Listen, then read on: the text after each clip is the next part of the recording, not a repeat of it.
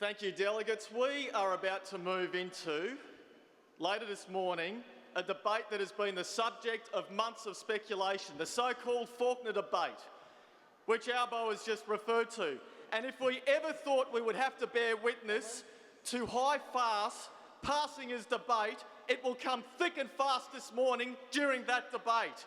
Here we are at yet another conference, this most hallowed ground of our party, watching the theatrics from the usual performers who have plenty of bluster about all the problems with our party, but very little by way of genuine solutions.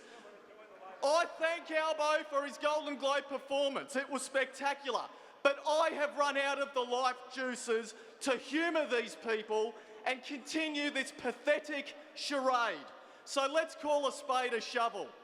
Rather than spending these precious moments having a fair income debate about party reform, we're going to be bogged down with cynical and self-interested arguments this morning on sideshows like the trade union threat to our party.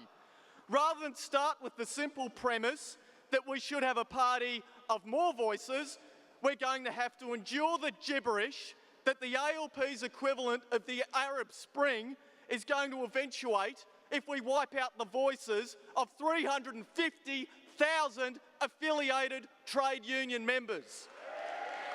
I am sick to death of hearing about the faceless men of the union movement. I'm sick of seeing the union straw man erected so Rodney Cavalier and his intellectual lemmings can come along and blame us for every corrupt activity that went on in the murky corners of Macquarie Street. These people need to be called out for what they are. Disingenuous, showboating pretenders. Pretenders who are blithely concentrating all pre-selection powers in the hands of the few rather than the representatives of the many. Pretenders who, in their bloodlust for the trade union movement, will accept the worst consequences, including siding with the very branch stackers who defiled and debauched our party. Branch stackers who manipulated our low membership and lax rules to control branches like rotten boroughs and accumulated the power to appoint rotten people to treasured positions.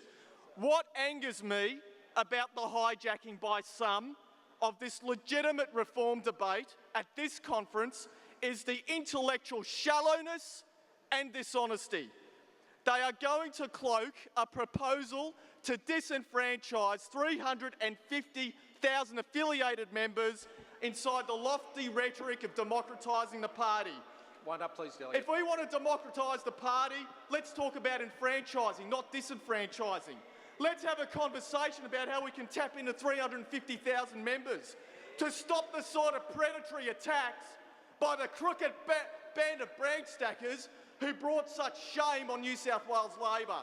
But I know we're not going to have that conversation. We're not going to have it because in the best traditions of a phony conference debate, I suspect some on the other side are more interested in making a brazen power play than democracy. We're not here to look at the extraordinary opportunities presented by a political party with 350,000 people wedded to its side. We're here to exploit the base political prejudices of those who want organised labour out of our party.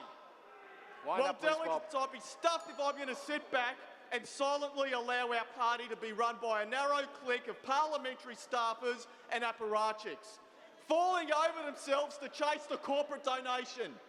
The RTBU will not sit back in silence and allow opportunities to degrade the party's ties with the union movement. The Labor Party without the Labor movement would stand for nothing and represent no one.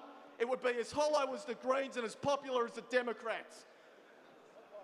We are not going to sit in silence and allow this garbage about the party breaking ties with the union movement. We're not going to let it drive a wedge between us.